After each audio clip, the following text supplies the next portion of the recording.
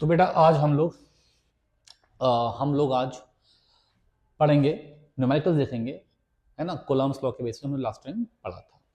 अच्छा, रिवाइज किया होगा आप लोगों ने, फॉर्मूला याद किए होंगे आप लोगों ने। तो उम्मीद करता हूँ जब आप क्लास में आएंगे और आप पिछला काम पूरा का पूरा आपके टेक्स्ट पे होना चाहिए, वरना कोई फायदा नहीं बेटा। आगे बढ़ते रहो, पीछे का तुम्हें याद ना हो, बिल्कुल फायदा नहीं है। सवाल करते वक्त साथ में दिमाग आपका भी चलना चाहिए, तभी बात बनेगी, है ना। थोड़ा बहुत गलती हो सकती है, ऊपर नीचे हो सकता है, फर्स्ट टाइम कर रहे हो, दिक्कत आ सकती हैं। पर सवाल में आपको भी सोचना पड़ेगा, और सोच कब पाओगे, जब पिछली क्लास को रिवाइज करके यहाँ पे आओगे। देखिए अब यहाँ पे कहता है कि आपके पास दो स्फेयर्स हैं, दो स्फेयर हैं। एक स्फेयर पे चार्ज Q है और एक स्फेयर पे चार्ज है -Q। इनके बीच की दूरी है बेटा R। वो कह रहा है कि exert force on each other, ये दोनों इसमें फोर्स लगाएंगे। यार बेटा जो फोर्स होगा वो अट्रैक्टिव फोर्स होगा, चार्ज अपोजिट है। तो ये अगर स्फीयर ए है, ये अगर स्फीयर बी है, तो स्फीयर बी जो है वो स्फीयर ए को खींचेगा, और जो स्फीयर ए है वो स्फीयर बी को खींचेगा। अट्रैक्शन फोर्स लगेगा because of opposite charge. Now 20% of charge from sphere, अब ये पॉजिटिव चार्ज था, तो इससे हमने 20% चार्ज ट्रांसफर किया इसमें। तो 20% हम चार्ज को माइनस कर देंगे यहां से, तो कितना हो गया Q minus basically Q minus 0.2Q, तो यहाँ पे 0.8Q आ गया।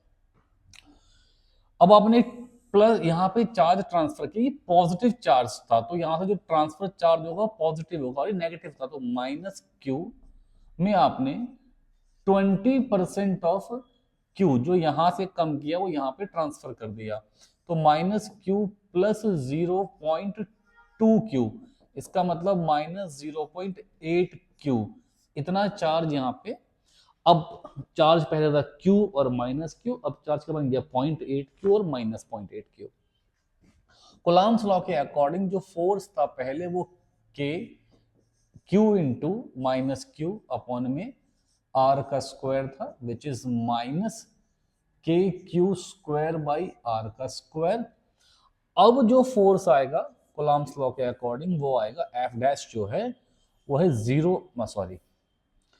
K इंटू 0.8 -0.8, बेटा यहां पर भी Q है, यहां पर भी Q है, इंटू Q का स्क्वायर डिवाइडेड बाय कितना बच्चे, R का स्क्वायर। तो जो F डैश आया 0.8 0.8 0.64 आ गया, और ये कितना आ गया ये आ गया KQ का स्क्वायर बाई R का स्क्वायर। तो F डैश कितना हो गया 64 बाई 100 इंटू KQ माइनस था ना, सॉरी, KQ का स्क्वायर बाई R का स्क्वायर, इसको आपने F बोला था, तो जो F डैश आ गया वो आ गया 64% ऑफ F, है ना। तो जो नया फोर्स आया वो पिछले फोर्स का 64% था, या आप इसे इसे इसे बोल सकते हैं कि वो उसका 16 अपॉन में 25 टाइम्स था। ठीक है, क्लियर। ठीक है बच्चों,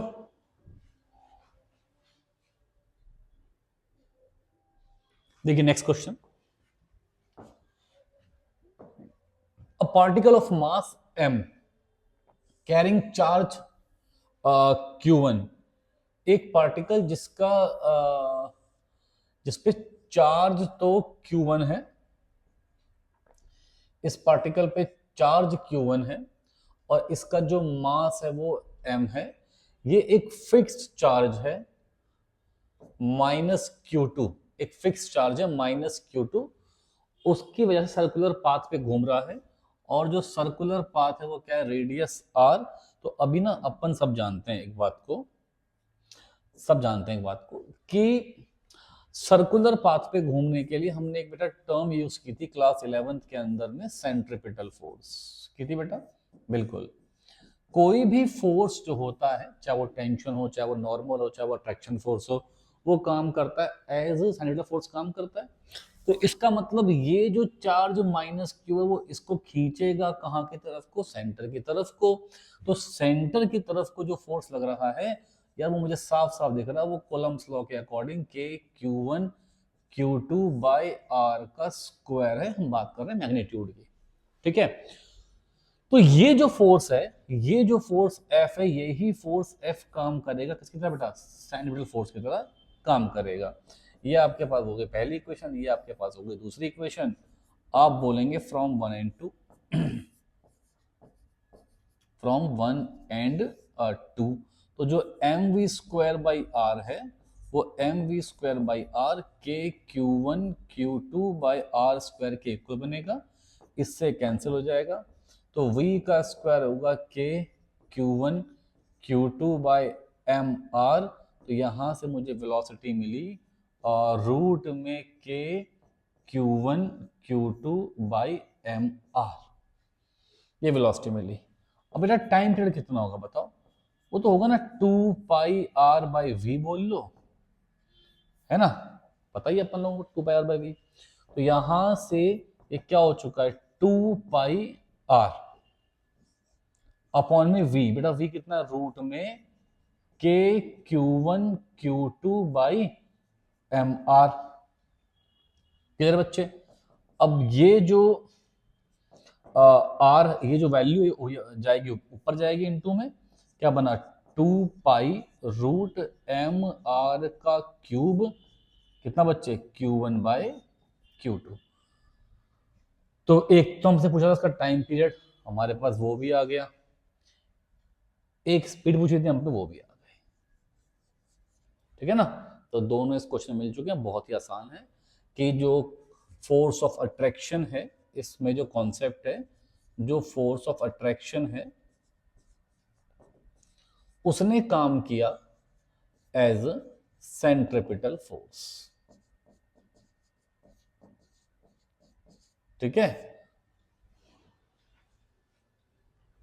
हाँ, find the net force on the charge placed at B, ठीक है बेटा। दोनों जो ये चार्जेस हैं बिल्कुल सेम सिंबल के हैं, बिल्कुल सेम सिंबल के चार्ज हैं। तो हम यहां पे एक बात कह सकते हैं कि अगर सेम सिंबल के चार्ज हैं तो इनके बीच में रिपल्सिव फोर्स आएगा, इनके बीच में रिपल्सिव फोर्स आएगा। अगर इनके बीच में फोर्स रिपल्सिव है तो आप ये बोलेंगे कि सर ठीक है, एक काम करते हैं, ये चार्ज Q है, ये चार्ज Q है, ये चार्ज Q ने Q को रिपेल किया, तो इस B पे जो फोर्स लगेगा इसकी वजह, ये चार्ज इसको रिपेल करेगा ना, ये चार्ज इसको रिपेल करेगा, तो इस B पे वो क्या पूछ रहा है, B पे कितना फोर्स है। तो B पे फोर्स ये है कि B को रिपल्शन मिला किससे, C से, फिर B को रिपल्शन मिला किससे, A से। भाई B को रिपल्शन मिला किससे, C से, B को रिपल्शन मिला किससे बेटा, A से। कोई दिक्कत नहीं है। मैंने कहा यार यहाँ पे मैंने मान लिया F1 है, मैंने मान लिया यहाँ पे F2 है। अच्छा, ट्रायंगल जो है, मैं यहाँ पे मिसिंग है, यहाँ पे ट्रायंगल है इक्विलेटरल, ट्रायंगल है इक्विलेटरल, ठीक है। अगर ट्रायंगल इक्विलेटरल है तो आप देखेंगे कि अगर ये एंगल थीटा है तो ये भी कितना एंगल हो गया, थीटा हो गया। इन दोनों की वजह से इस पे कोई रिजल्टेंट फोर्स लग रहा होगा। हमने सीखा हुआ रिजल्टेंट फोर्स का फॉर्मूला F1 का स्क्वायर F2 का स्क्वायर और कितना बच्चे 2F1 F2 कितना cos थीटा। तो ये हो गया। अब देखो F1 की वैल्यू क्या है, सोचो कि मीडियम सेम है, Q1 Q है, Q2 Q है, दूरी A है, तो F1 कितना बेटा K Q का स्क्वायर बाई A का स्क्वायर। आप देखें जो वैल्यू F1 की है वही वैल्यू, जो वैल्यू सॉरी F1 की है वही वैल्यू किसकी होगी, F2 की होगी, बिकॉज चार्ज सेम, दूरी सेम, K सेम, ठीक है ना। तो मैं यहां से ना बेटा एक बार बोल सकता हूं कि मान लो F1, इसे मान लो F नेट, जो F1 है और जो F2 है वो दोनों ही किसके इक्वल हो जाएं, एफ के इक्वल हो जाए, ठीक है। तो अगर ये दोनों एफ के इक्वल हैं तो आप ये बात बोल सकते हैं कि सर इसे लिखो एफ का स्क्वायर, इसको लिखो एफ का स्क्वायर और 2f का स्क्वायर और कितना cos थीटा। तो यहां पे आपका बना 2f का स्क्वायर फिर 2f का स्क्वायर थीटा। ट्रायंगल क्या है? इक्विलेटरल। तो बेटा कितना होगा 60 डिग्री, ये कितना होगा 60 डिग्री, तो cos 60 डिग्री। अब बताएंगे मुझे बच्चे आप लोग cos 60 की वैल्यू क्या होती है, सोचें 1/2, ठीक है ना, इससे कैंसिल, तो रूट में 3f का स्क्वायर, बेटा कितना आ गया √3f। इसका मतलब जो हमको यहाँ पे फोर्स मिला वो मिला √3 टाइम्स ऑफ के क्यू का स्क्वायर अपॉन में ए का स्क्वायर, ठीक है, √3 टाइम्स ऑफ के क्यू का स्क्वायर बाई ए का स्क्वायर। चलिए यही इस पे लगाते हैं। जैसे कि ये एक नेगेटिव चार्ज है तो ये बी, हमको क्या बताना है कि बी पे क्या फोर्स लगेगा, बताना क्या है कि बी पे क्या फोर्स लगेगा।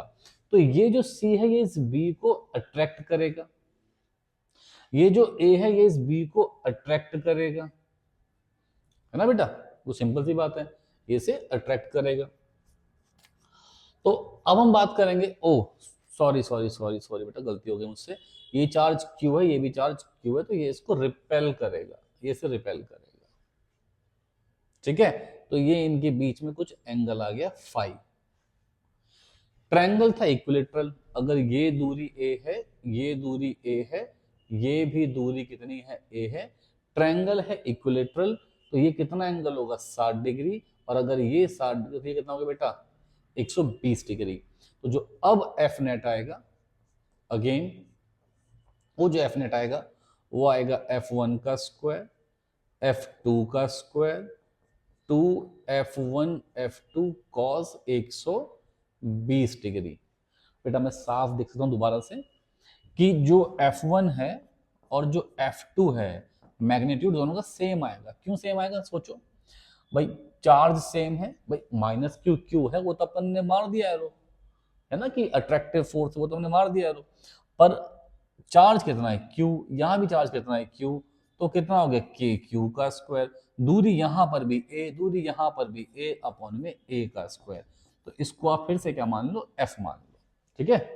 तो अब यहां पे कितना होगा एफ नेट, यहाँ पे एफ नेट कितना होगा बेटा, यहाँ वैल्यू पुट कर दूं इसमें, एफ का स्क्वायर प्लस एफ का स्क्वायर 2f का स्क्वायर cos 120 डिग्री। तो यहाँ जो एफ नेट है वो जो एफ नेट की वैल्यू है वो आएगा एफ का स्क्वायर प्लस एफ का स्क्वायर 2f का स्क्वायर cos 120 डिग्री -1/2, इसकी वैल्यू होती है। इससे कैंसिल हुआ बेटा, तो यहां से जो आपके पास में एफ नेट आया वो आया एफ का स्क्वायर प्लस एफ का स्क्वायर माइनस एफ का स्क्वायर, पुत्र इससे कैंसिल, हमारी वैल्यू आ गई और रूट एफ का स्क्वायर, मतलब एफ हमारा क्या आ गया इसमें आंसर आ गया। ठीक है बेटा, आसान है, कोई दिक्कत की बात यहाँ पे नहीं है। देखते हैं अगला सवाल। यहाँ पे ये माइनस क्यू हो गया, अब अगर ये माइनस क्यू है तो ये इसको अट्रैक्ट करेगा और ये इससे अट्रैक्ट करेगा, है ना, दोनों ही क्या करेंगे अट्रैक्शन लगाएंगे, फोर्स में फोर्स अट्रैक्शन आएगा, तो ये कितना एंगल हो गया थीटा। तो बेटा फिर से हम कह देंगे जो हमारा एफ नेट है वो रूट में है एफ का स्क्वायर प्लस एफ का स्क्वायर फिर 2f का स्क्वायर और कितना बच्चे cos 60 डिग्री। तो यहाँ पर भी cos 60 की वैल्यू 1/2 और जो हमारा फोर्स आया वो कितना आ गया √3f। ठीक है, तो ट्रायंगल के तीनों टाइप हो गए। अब देखते हैं स्क्वायर के तीनों टाइप। ठीक, एक बार ट्राई करें सब बच्चे, फिर मैं करता हूं। चलिए, शायद सबने ट्राई कर लिया। अरे 400 मैंने दिए ही नहीं इसमें, है ना, मैं एक बार बच्चों चार्ज दे देता हूँ आपको, सॉरी चार्ज यहाँ पे Q है, Q है, चार्ज Q और Q। इस केस में जो चार्ज है वो Q, यहाँ पे माइनस Q, यहाँ पे Q और यहाँ पे माइनस Q, यहाँ पे चार्ज है माइनस Q, यहाँ पे Q, यहाँ पे माइनस Q और यहाँ पे Q। देखिएगा, तो चलिए हम लोग पहला सवाल ट्राई करते हैं। ठीक है, अगर पहला को समझ में आ जाएगा तो आप सब बच्चे पॉज करके सेकंड थर्ड को ट्राई कर लेना। तो ये फर्स्ट देखिए बेटा, फर्स्ट में क्या है, हमें चार्ज निकालना, हमें फोर्स निकालना जो चार्ज बी पे हो। ऑब्वियस सी बात है, ये सारे के सारे सेम सिंबल के चार्ज हैं, सारे सारे पॉजिटिव चार्ज हैं।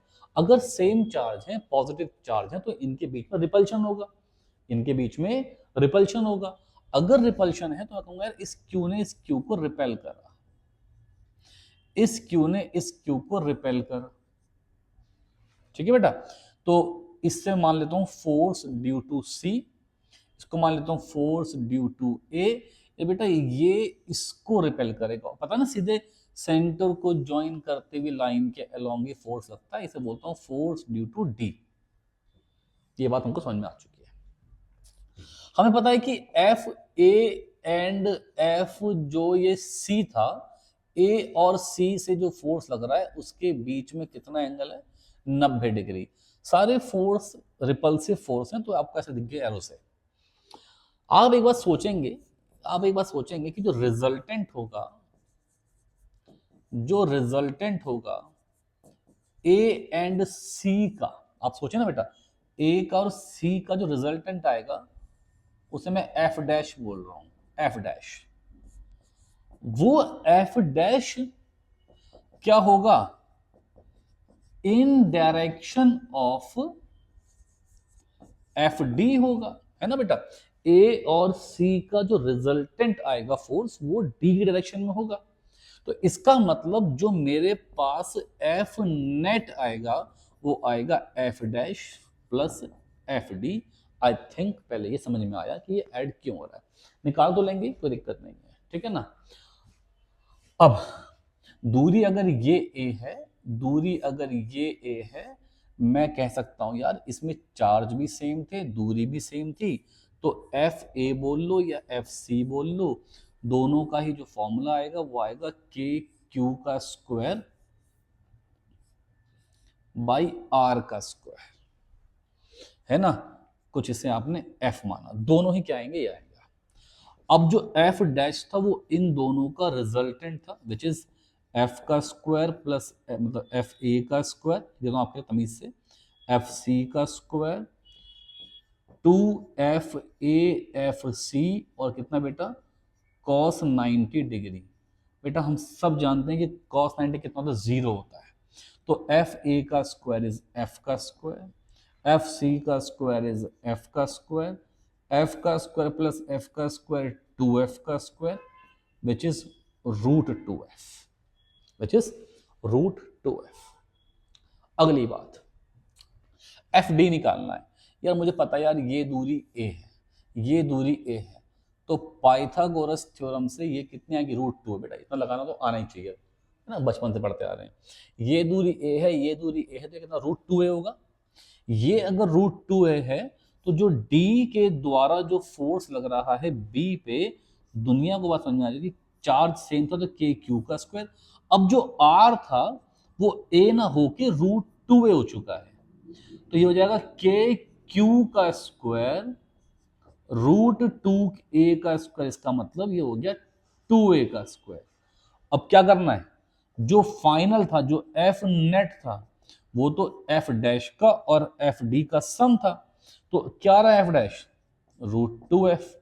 क्या रहा है एफ डी, अब देखो बेटा, के क्यू बाई ए के स्क्वायर को आपने एफ माना हुआ है ना, इसको आपने एफ ए तो माना हुआ है, तो कितना हो गया 1/2f। तो आपने f को कॉमन लिया तो 1/2 प्लस रूट 2, कुछ मत करो, इस f की वैल्यू पुट कर दो। तो जो मेरा फाइनल आंसर आ गया,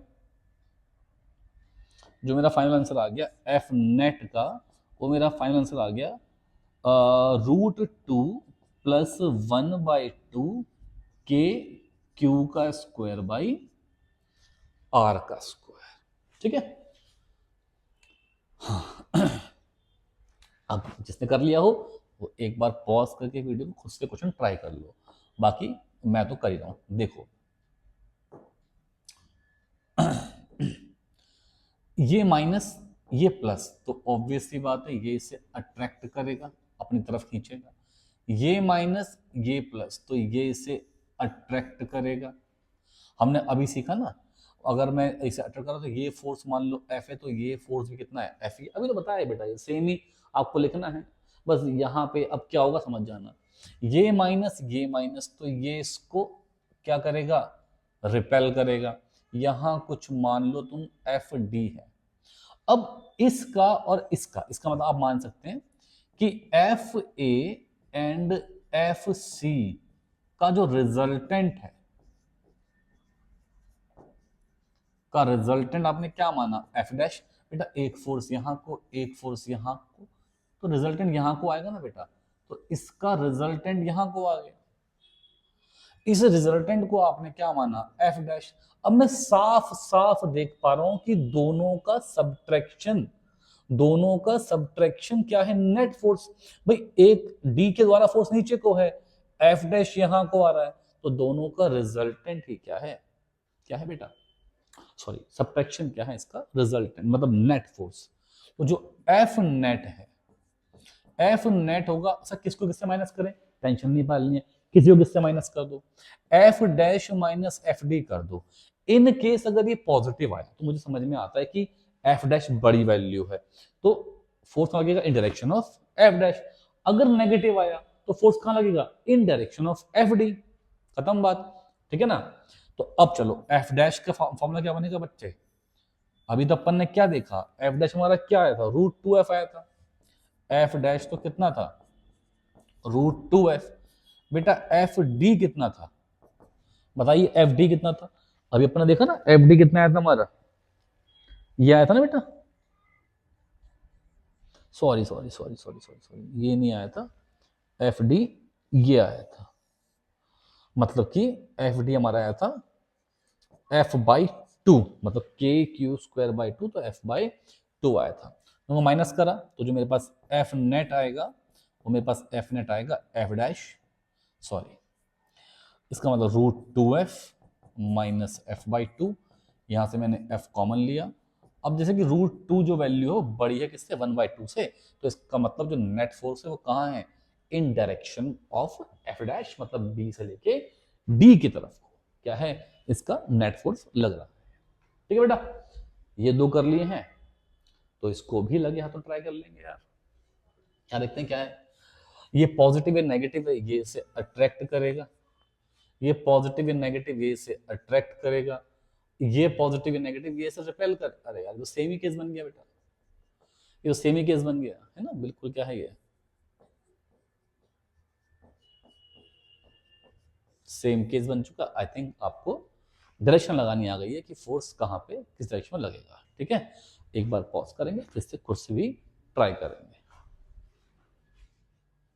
देखिए बेटा बहुत ही अच्छा सवाल, बहुत ही बढ़िया सवाल। सवाल कहता है कि दो आइडेंटिकल चार्ज स्फीयर हैं और उनको सस्पेंड कर रखा है एक स्ट्रिंग से ऑफ इक्वल लेंथ। ठीक है भैया, दो आइडेंटिकल चार स्प्रिंग हैं, सॉरी स्प्रिंग कह रहा हूं मैं, स्फीयर्स हैं, इनको सस्पेंड कर दिया एक स्ट्रिंग से ऑफ इक्वल लेंथ, है ना। ठीक है बेटा, लेंथ अगर ये एल है तो लेंथ ये भी क्या है एल है। ई string make an angle theta with the vertical, ये रहा वर्टिकल, इसके साथ में एक स्ट्रिंग ने एंगल थीटा, तो अगली स्ट्रिंग ने भी एंगल थीटा फॉर्म किया। अच्छा अभी ये जो है ये किसी मतलब मान लो हवा में है, कह रहा है कि अब इस सिस्टम को अगर लिक्विड में सस्पेंड कर दिया, ठीक है ना, लिक्विड में सस्पेंड करने के बाद भी जो अब मान लेते हैं लिक्विड में आपने सस्पेंड कर दिया, तो एक थोड़ा समझाने के लिए ऐसे कुछ ड्राइंग से ले लेते हैं बेटा, कि इसको हमने लिक्विड में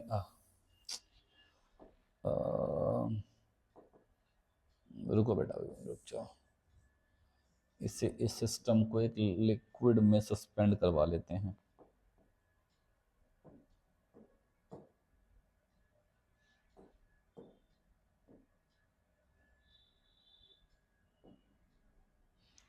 ठीक है, अब ये लिक्विड में सस्पेंड हो गया। अब यहां पे क्या देखो, आप समझना बात को, बस इतना अंतर आएगा बेटा। वो कह रहा है कि जो एंगल है वो सेम रहा, एंगल पहले भी थीटा था, एंगल अभी भी थीटा है। ठीक है, बस हल्का फुल्का अंतर होगा, आपको सिखाता हूं अंतर क्या है। देखिए यहां पे नीचे को क्या लगा, mg, ऑब्वियस सी बात है mg लगेगा। दोनों अगर आइडेंटिकल चार्ज फेयर्स हैं तो इनके बीच में फोर्स लगा, यहां माना मैंने F। इस स्ट्रिंग में आई टेंशन, तो ऊपर मैंने कहा ये ऊपर जो इसमें लेंथ जो एंगल थीटा यहाँ पे, तो एंगल थीटा ही यहां पर है, तो यहां कितना हो गया T साइन थीटा, यहां कितना हो गया T कॉस थीटा। देखो बेटा T sine theta, T cos, tension नहीं कर दी कंपोनेंट। अब जैसा कि सब कुछ इक्विलिब्रियम के अंदर में है, तो आप जानते हैं, तो आप एक बात जानते हैं कि जो F है वो बन जाएगा, या फिर कह सकते हैं जो T साइन थीटा है भाई साहब वो बन चुका है F के इक्वल, और जो ये T कॉस थीटा है ये बन चुका है mg के इक्वल। ये रही पहली इक्वेशन, ये रही दूसरी इक्वेशन, मैं इसे डिवाइड कर दूं, डिवाइड 1 and 2। जब डिवाइड करेंगे तो आप कहेंगे कि tan थीटा जो है वो F अपॉन में mg के इक्वल आ गया, है ना बेटा। इसको आप मान लें थर्ड इक्वेशन, बहुत ही बढ़िया। अब देखें यहां पे भी नीचे को यहां पे mg आएगा, यहां पे भी टेंशन है, तो ये थीटा एंगल रहेगा, ऑल्टरनेट इंटीरियर एंगल्स।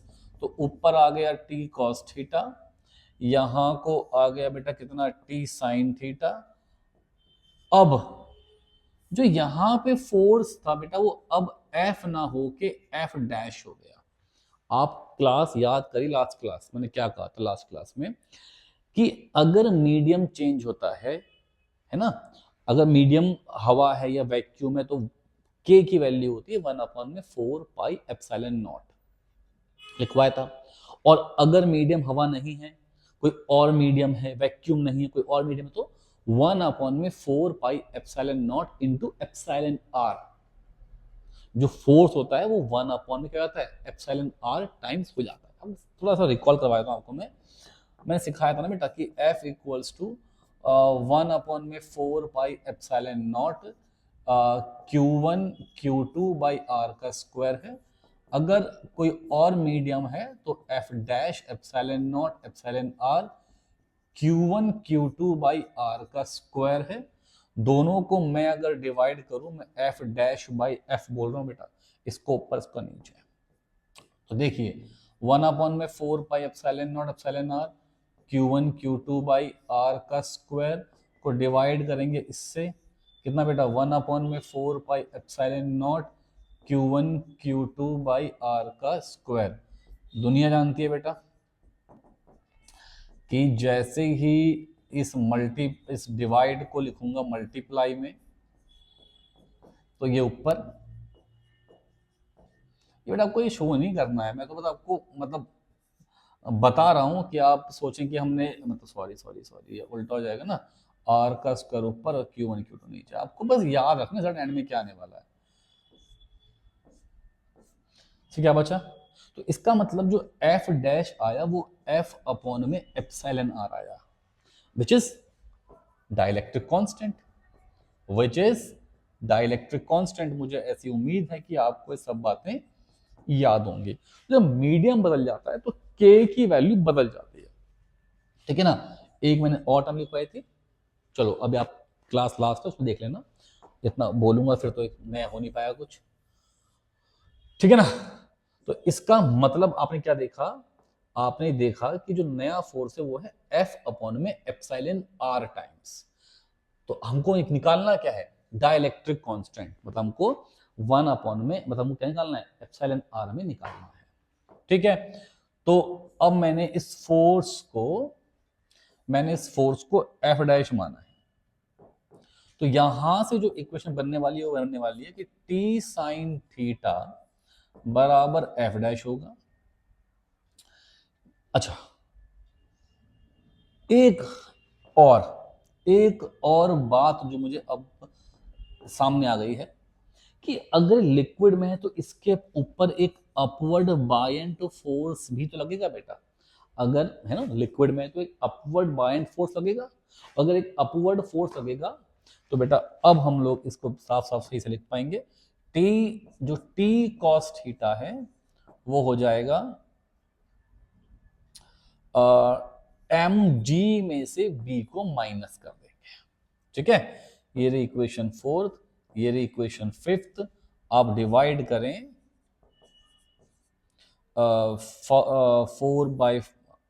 4 एंड 5 को, जब डिवाइड करेंगे तो क्या आएगा बेटा, tan theta is equals to F dash upon में एम जी माइनस बी। तो बेटा ये आ गई आपके पास में सिक्स्थ इक्वेशन।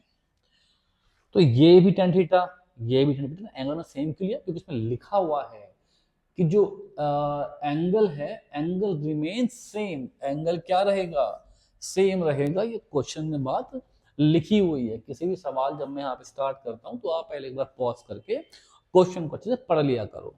ठीक है बेटा, तो हम बोलेंगे from third and six, from third and six आप बोलोगे कि एफ अपॉन में एम जी जो है वो एफ डैश अपॉन में एम जी माइनस बी के इक्वल होगा। ये बेटा अभी तो मैंने कुछ क्षण पहले बात प्रूफ कर दी आपके सामने कि ये जो एफ डैश है ये तो एफ अपॉन में epsilon R M G minus B है, जहां पे आपने क्या कहा कि इस एफ से एफ को उड़ा दो। अब बेटा क्या रह गया, अब यहां आ गया एप्सिलॉन आर, तो जो एप्सिलॉन आर है वो है एम जी अपॉन में एम जी माइनस बी। क्या बेटा, M G minus M G upon में एम जी माइनस बी। अब बेटा बायंट फोर्स, थोड़ा क्लास 11th का फ्लूइड अगर आपको आता हो तो यहां पे मास तो दिया नहीं हुआ था, आपको डेंसिटी दी हुई थी। किसकी बेटा, लिक्विड की भी और स्फीयर की भी, लिक्विड की भी और स्फीयर की भी। तो यार मास को हम लिख सकते हैं डेंसिटी इनटू वॉल्यूम, है ना, डेंसिटी इनटू वॉल्यूम। जो एप्सिलॉन आर है वो होगा डेंसिटी, बेटा स्फीयर की डेंसिटी कितनी है, रो है, तो डेंसिटी इनटू वॉल्यूम। और बेटा जो ना रिजल्ट आएगा वो आपको याद होना चाहिए इस क्वेश्चन के लिए। और यहां m फिर से m, तो डेंसिटी इनटू वॉल्यूम जी माइनस बायंट फोर्स में अगर आपको याद हो जिस ऑब्जेक्ट को डुबाते हो उसका तो वॉल्यूम आता है, और जिस लिक्विड में डुबाते हो डेंसिटी उसकी आती है ना। जितना वेट ऑफ वाटर डिस्प्लेस हुआ, जितना वेट ऑफ वाटर या फिर लिक्विड डिस्प्लेस हुआ उतना वो अपवर्ड बायंट फोर्स लगाता है।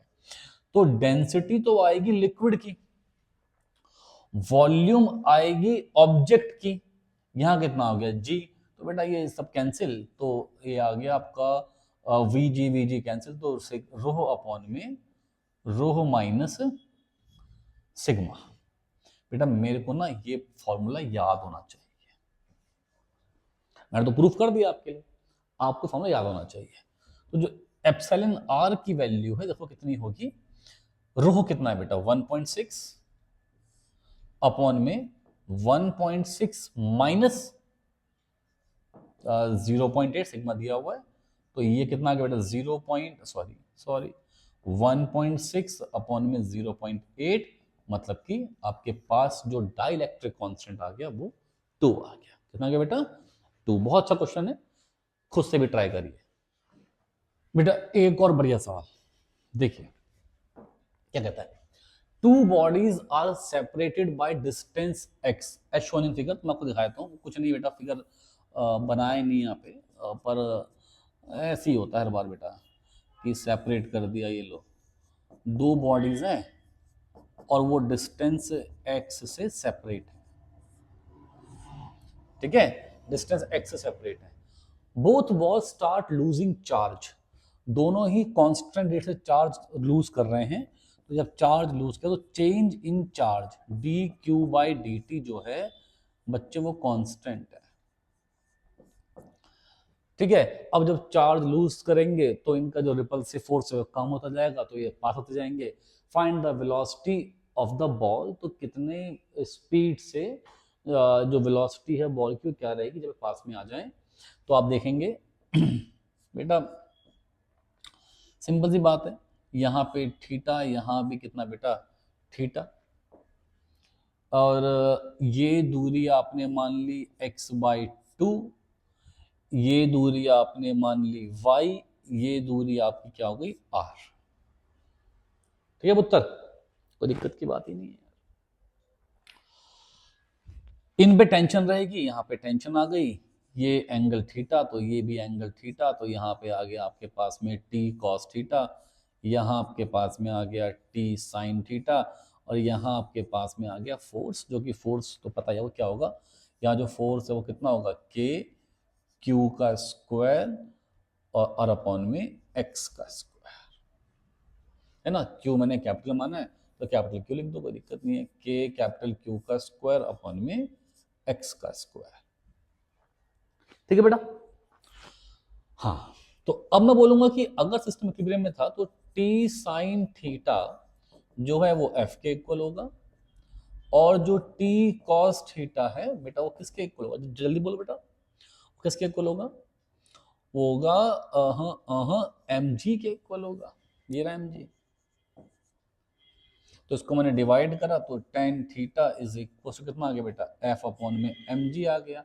सब जानते हैं जो f है ये कॉलम से मिल जाएगा मुझे, वो क्या मिल जाएगा k q का स्क्वायर अपॉन में x का स्क्वायर, और यहाँ कितना आ गया बेटा mg आ गया। कोई दिक्कत की बात नहीं, कोई परेशानी की बात तो है ही नहीं, है ना, आसान बात है।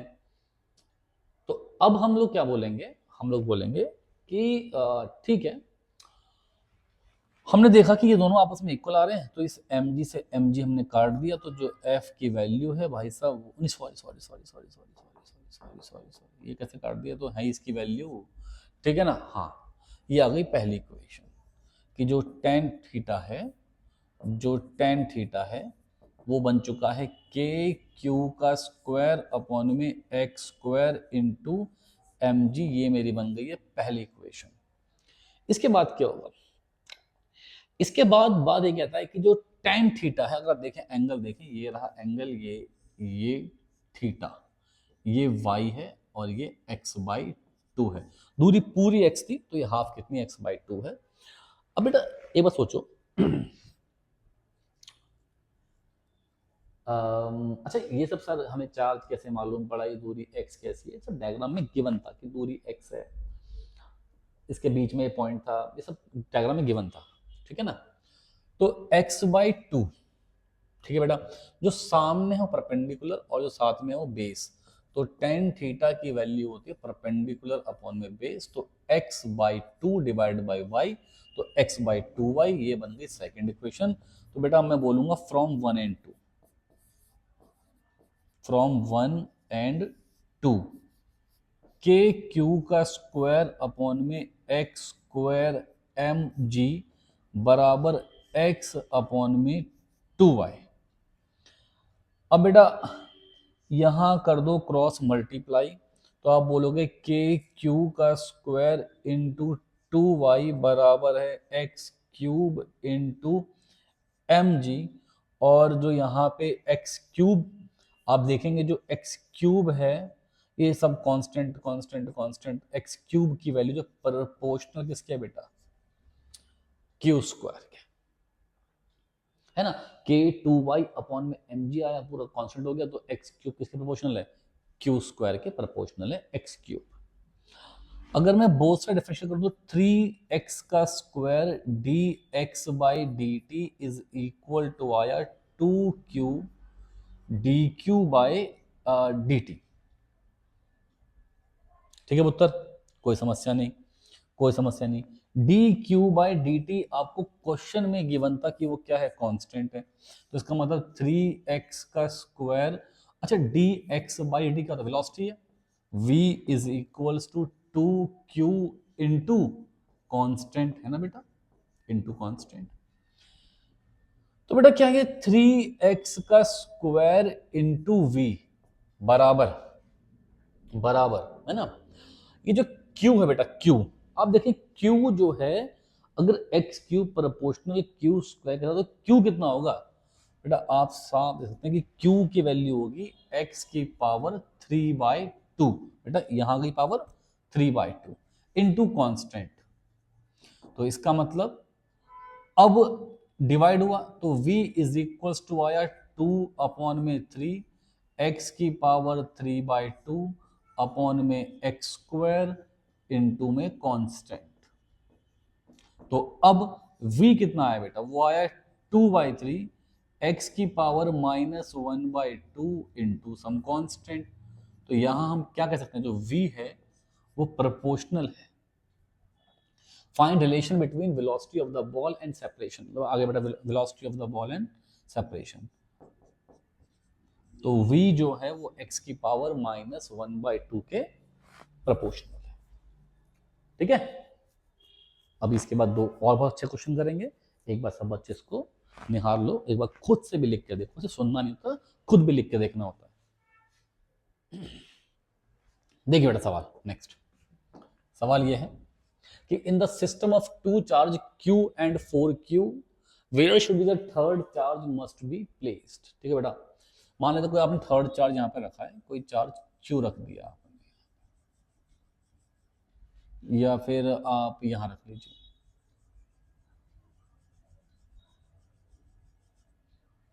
है ना। तो ये भी मान लीजिए इस पे फोर्स लगाएगा और ये भी इस पे मान लीजिए फोर्स लगाएगा, आपने चार्ज Q रखा, तो जो डायरेक्शन ऑफ फोर्स है वो अपोजिट होगी, तभी नेट फोर्स कितना होगा, 0 होगा। अगर डायरेक्शन ऑफ फोर्स अपोजिट नहीं हुई तो फिर नेट फोर्स 0 नहीं होगा। इसका मतलब कि अगर मैं मान लूं कि यहां से दूरी x है, तो यहां से दूरी 2a माइनस एक्स होगी। दोनों चार्जेस से जो नेट फोर्स है इस चार्ज पे बीच वाले पे वो 0 बनना चाहिए। पॉज करें, क्वेश्चन को अच्छे से पढ़ें। ठीक है, अब वो कहता है कि यहाँ पे जो एफ नेट है वो 0 कब बनेगा, जब इन दोनों के द्वारा जो फोर्स लग रहे हैं वो इक्वल हो जाए। क्या हो जाए, इक्वल हो जाए। तो हम बोलेंगे यार जो फोर्स है, यहाँ पे जो फोर्स है लगेगा के Q small Q divided by x का स्क्वायर। ठीक है, और यहां से जो फोर्स लगेगा लगेगा के 4Q इंटू स्मॉल क्यू, और कितना बेटा 2a माइनस एक्स का स्क्वायर। के से के लपेटा, क्यू से क्यू गया, 4 से 4 गया, तो इट इंप्लाइज की 2a माइनस एक्स अपॉन में एक्स का स्क्वायर इज इक्वल टू कितना बेटा। तो यार आप ना कह सकते हैं कि इनके जो देखो, अगर मैं दूरी ये मान लेता r1, में ये मान लेता r2, तो आप कहते हैं कि पता है कि सर r1 अपॉन में r2 का जो स्क्वायर है ना, वो चार्जेस के मतलब इन इन चार्जेस के प्रोडक्ट के रेशियो के इक्वल है। किसके, इन चार्जेस के प्रोडक्ट के रेशियो के इक्वल है। ठीक है बेटा, सब बच्चे बात शायद समझ गए हैं। ठीक है, तो डायरेक्ट भी लगा सकते थे, पर कोई बड़ा काम नहीं है कि हम गलती करें, सीधे सीधे एक लाइन का काम है, बड़े प्यार से समझ में आ जाता है। ठीक है ना, तो यहाँ पे कितना हो गया 4, तो यहाँ से मैंने कहा यार 2a minus x by x की वैल्यू 2 आ गई, यहाँ से अपन ने से क्रॉस मल्टीप्लाई करा। अच्छा, मैंने प्लस माइनस 2 भी नहीं लिखा, मैंने माइनस 2 भी नहीं लिखा यार, रेशियो जो है डिस्टेंस का रेशियो कभी नेगेटिव आ नहीं सकता, है ना। तो 2a माइनस एक्स बराबर में 2x, तो 2a बराबर में 3x, तो यहां से जो x की वैल्यू बेटा कितनी आ गई, 2a बाई 3 वैल्यू आ गई, मतलब कि पॉइंट Q से 2a बाई 3 डिस्टेंस पे जो नेट फोर्स है वो कितना हो जाएगा, 0 हो जाएगा। हाँ बेटा, सवाल पढ़ें, थोड़ा सोचें, फिर मैं करता हूं। चलिए, शायद आपने पढ़ लिया, सोच लिया, है ना, अब डिस्कस कर लेते हैं क्या चीज है। दो चार्जेस हैं, देखना, दो चार्ज हैं Q और Q, दोनों के बीच में जो सेपरेशन है वो 2a है। कितना है? 2a। एक थर्ड चार्ज रखा मैंने -Q बीचों बीच, इसका मतलब यहां से भी दूरी a और यहां से भी दूरी a। इस थर्ड चार्ज को मैंने परपेंडिकुलर डिस्टेंस पे ऊपर को शिफ्ट किया, हल्का सा स्लाइटली डिस्प्लेस्ड। बेटा यार आपने एक बात सोचो, ये चार्ज पॉजिटिव, ये चार्ज जब पॉजिटिव यहां पे ये पहुंचेगा -Q, तो इसको एक अट्रैक्टिव फोर्स फील होगा इन दोनों के द्वारा, इन दोनों से इसको अट्रैक्टिव फोर्स फील होगा। बेटा होगा, ऑब्वियस सी बात है ना। Plus charge minus charge attraction, plus charge minus charge attraction. अब जब इसको ये फोर्स फील हुआ तो बेटा यार आप ना एक बात और कह सकते थे कि सर इसका मतलब इसे खींचेगा नीचे को। जब नीचे को खींचे, जैसे छोड़ दिया मैंने यहां से, इसे नीचे खींचेगा, ये यहां पर आया, अब नेट फोर्स तो 0 हुआ इस पॉइंट पे, ठीक है ना, पर इसके पास वेलोसिटी तो आ गई भाई। ऐसे यहाँ पे एक चार्ज है, यहाँ पे एक चार्ज है, मान लो आपने एक जगह पे हुक मार दिया, एक रबर को आपने ऐसे खींचा खींचा और छोड़ दिया, अब वो यहाँ आकर रुकेगी नहीं रबर, वो नीचे जाएगी फिर ऊपर आएगी, नीचे जाएगी फिर ऊपर आएगी। क्यों? कि लगातार उसमें क्या हो रहा है बेटा, लगातार उसे अट्रैक्शन फोर्स मिल रहा है। सेम ऐसे यहाँ पे एक चार्ज Q है, यहाँ पे एक चार्ज Q है, इसको आपने इसे थोड़ा सा खींचा, स्लाइडली छोड़ दिया, छोड़ा तो ये नीचे को आएगा, ऊपर जाएगा, नीचे आएगा, ऊपर जाएगा। तो ऐसे ही टाइम एक एसएचएम फॉर्म करेगा, जिससे हम कहेंगे इसका हमको टाइम पीरियड निकालना पड़ेगा। ठीक है बेटा, ये एंगल थीटा मान लेते हैं। तो यार साफ साफ मुझे दिखता है कि ये अट्रैक्शन फोर्स F होगा, ये भी अट्रैक्शन फोर्स F होगा। क्यों होगा यार? दूरी सेम है पुत्र, दूरी सेम, इसे y मान लो, दूरी सेम, ये भी r और ये भी r, दूरी सेम है, चार्ज सेम है, तो ये फोर्स भी क्या रहेंगे बेटा, सेम रहेंगे। यहाँ पर एंगल थीटा, तो यहाँ पर आएगा F का साइन कंपोनेंट, यहाँ पर भी क्या आएगा बेटा, F का साइन कंपोनेंट। बेटा नीचे को इस वाले F का भी आएगा कॉस कंपोनेंट, और इस वाले F का भी नीचे को आएगा बेटा कॉस कंपोनेंट। दोनों को जोड़ दिया तो मैंने कहा यार 2F cos थीटा। क्या पुत्र? 2F cos थीटा जो फोर्स है वो फोर्स इसे नीचे को खींचेगा। मैंने सीखा हुआ है बेटा कि यार एसएचएम की कंडीशन होती है कि F जो होना चाहिए वो प्रोपोर्शनल होना चाहिए -y के। F जो है वो क्या होता है बेटा, प्रोपोर्शनल टू -y। अब अगर F is proportional to -y है तो हमको चेक करना पड़ेगा एसएचएम फॉर्म हो रहा है कि नहीं हो रहा है ना। अब देखते हैं, तो जो मेरे पास जो F नेट आया है वो आया है 2F। अब बेटा F क्या होगा, K Q -Q अपॉन में R का स्क्वायर इंटू कितना बेटा, cos थीटा। तो यहां से जो मेरे पास F नेट आया वो आया 2K Q, बाहर से माइनस इंटू Q। बेटा ये जो R है आप देखें, ये रहा R, ये है Y, ये है A, तो पाइथागोरस में क्या होना बेटा, Y का स्क्वायर A का स्क्वायर कितना 3/2, और cos थीटा, बेटा cos क्या होता है, बेस अपॉन में हाइपोटेनस, तो y अपॉन में r, y अपॉन में r आ गया बेटा। हाँ ठीक है, अभी ना एक मुझसे शायद गलती हो गई, यहाँ पे 3/2 थोड़ी आएगा, 3/2 तो बाद में आएगा ना। ये रहा r का स्क्वायर, तो r का स्क्वायर कितना होगा बेटा, y का स्क्वायर प्लस a का स्क्वायर हो जाएगा ना, और यहाँ कितना है y/r। तो मैं यहां से बोलूंगा जो मेरे पास F नेट है, जो मेरे पास F नेट है वो -2KQ divide by, it is R की वैल्यू कितनी थी, R की वैल्यू थी स्क्वायर रूट ऑफ y का स्क्वायर प्लस a का स्क्वायर। यहां मैंने वैल्यू पुट करी, ये बना y का स्क्वायर प्लस a का स्क्वायर की पावर कितना बेटा 3/2, ये आ गया F नेट, और साथ में बेटा इंटू y आ गया। अब हमने कहा कि इस पॉइंट से हमने चार्ज को स्लाइटली डिस्प्लेस करा, स्लाइटली डिस्प्लेस करा। अगर मैंने चार्ज को डिस्प्लेस हल्का सा करा तो y की वैल्यू तो कम है। अब अगर y की वैल्यू कम है तो y स्क्वायर तो बहुत ही कम हो गया। अगर y की वैल्यू कम है तो y स्क्वायर तो बहुत ही कम हो गया। तो जब ये बहुत कम है तो मैं कहूंगा यार एफ नेट की वैल्यू जो है वो माइनस के Q small Q. Y square अगर बहुत कम है तो लगभग लगभग जीरो बन जाएगा, इसे इग्नोर कर देंगे।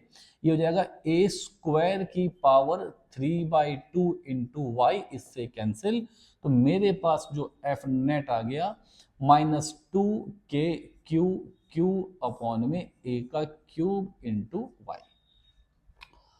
बेटा देखो ये सब कुछ फिक्स था, तो जो एफ आया वो क्या गया प्रोपोर्शनल टू -y, तो एक एसएचएम फॉर्म करेगा। और इस केस में हमारा जो टाइम पीरियड है वो क्या होता है बेटा 2π√m/k। वो k क्या है, ये कांस्टेंट। k क्या होता है, ये कांस्टेंट, याद होगा ना। मैं कर सकता हूं ऐसे, मैं एक्सेलरेशन निकाल लूं, है ना, और a equal to minus omega square. अगर मैं बोथ साइड डिवाइड, चलो मैं आपके लिए कर देता हूं, छोड़ो आप। देखो एफ नेट को जब मैंने डिवाइड करा मास से तो मुझे क्या मिला, एक्सेलरेशन। तो -2k/q अपॉन में ma क्यूब इंटू वाई। तो ये एक्सेलरेशन है, फोर्स अपॉन मास एक्सेलरेशन। तो ए क्या आ गया प्रोपोर्शनल टू -y। तो ये जो साथ में आता आपको याद होगा ना एसएचएम के अंदर में A is equal to minus omega square Y. क्या होता है, A is equal to minus omega square Y, condition किसकी, एसएचएम की।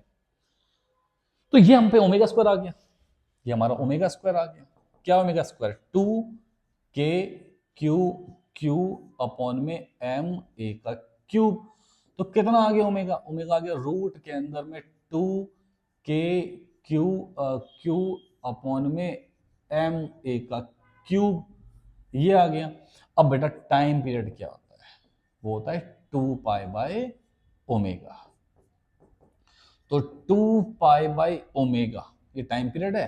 तो क्या वैल्यू ओमेगा की, अपॉन में ओमेगा, तो ये ma³ पर आ गया और 2k/q ये हमारा नीचे आ गया। तो ये क्या हो गया इसका टाइम पीरियड। बहुत अच्छा सवाल है, ऐसा मैंने पहले कभी सोच के नहीं पढ़ना है ऐसा कि आप सोचें कि मैंने क्या कहा आपसे, कल ही मैंने बात कही थी कि सीबीएसई तक बहुत टफ आ रहा है। आपके फंडे बिल्कुल बिल्कुल क्लियर होने चाहिए, और वो क्लियर थ्योरी से तो ठीक है पढ़नी पड़ती है, होते ही है, पर कैसे अप्लाई करना ये तो क्वेश्चन करके मालूम पड़ेगा बेटा। आप सोचें कि नहीं जी मैं थ्योरी पढ़ लूंगा, सारे डेरिवेशन प्रूफ अच्छे से याद कर लूंगा, लॉजिकली डेवलप कर लूंगा खुद को, तो मैं कोई भी क्वेश्चन लगा सकता हूँ, ऐसा बिल्कुल नहीं होता। कुछ चमत्कारी बच्चे आप हैं तो अलग बात है, आप चमत्कारी हैं भैया, मतलब आइंस्टाइन की बुद्धि लेके बैठ गए हो तो अलग बात हो गई भैया, कुछ भी कर लो तुम तो फिर, है ना। वरना आपको क्वेश्चन प्रैक्टिस से ही क्वेश्चन लगाने आएंगे, वरना नहीं आएंगे। ठीक, अगली क्लास में इलेक्ट्रिक फील्ड पढ़ेंगे, टाइम पीरियड का एक क्वेश्चन और करेंगे, एंड साथ में पढ़ेंगे इलेक्ट्रिक फील्ड एंड इंटेंसिटी, उसके क्वेश्चन लगाएंगे और प्लस साथ में उसके थ्योरम्स करेंगे। ठीक है, आज के लिए इतना। लिखते रहें, बार बार लिख के देखें, बार बार लिख के देखें, चीजें टिप्स पे कर लें।